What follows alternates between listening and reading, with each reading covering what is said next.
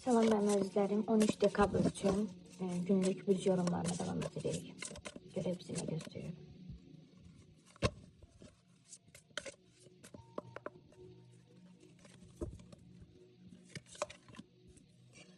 Qoç bürcü, enerjin yüksəlir, yarımçıq qalan işlər sürətlə həll edə bilərsən.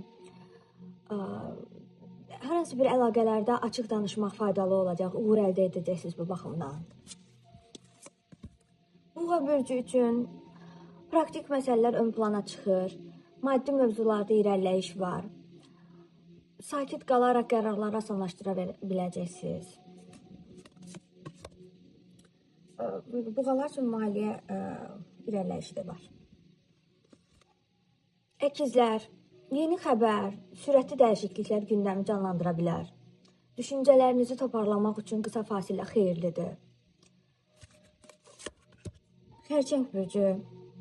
Xərçəng bürcü duyğuları dərindən hiss oluna bilər. Bu gün emosional gündür. Amma balansı qorusan çox şey yoluna düşəcək. Ailə, ev mövzularında məsələlər həll oluna bilər. Şir bürcü.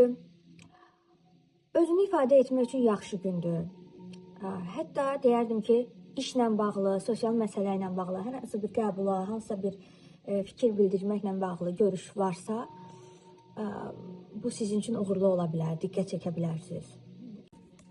Qız bürcü, planlaşdırma, təmizləmək üçün əlverişli vaxtdır. Gərəksiz narahatçılıqları buraxmalısınız. Praktik işlərdə böyük irəliləyiş mümkündür. Detallara fokus olmaq sənə üstünlük verəcək. Tərəzi bürcü. Tərəzi bürcü üçün əlaqələrdə harmoniya axını, kiçik jestlər böyük təsirlər göstərə bilər. Daha çox qiymət görəcəklər. Əqrəb. Dərin düşüncə, intuisiya gücləndiyi gündür. Hər hansı bir sir, gizli bir məsələ aydınlaşa bilər. Çox motivasiyalı bir gündür, motivasiya yüksəkdir.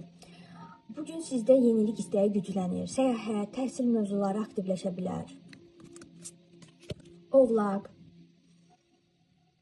Planlara, məsuliyyətə fokuslanaraq böyük nailiyyət qazana bilərsiniz.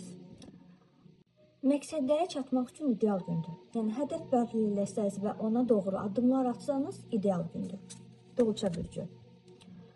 Yenilikçi fikirlər səni önə çıxarır, sosial əlaqə, dostlarla görüş ola bilər. Yəni, sizin üçün sevincli bir gün olacaq. Yəni, planlar qurun, görüş təyin eləyin, harasa yığışmaq, bu tipli aktivitələr sizin üçün gözlənilir. Balıq bürcü. Balıq bürcü üçün aydınlanma, yəni hisslərinlə hərəkət etməlisən, duyğusal rahatlama olmalıdır. Çünki sizə aydın olmayan bəzi planlar var və bu sizi narahat edir. Amma günün sonu artıq bu planlar aydınlanacaq. Belə bu qədər.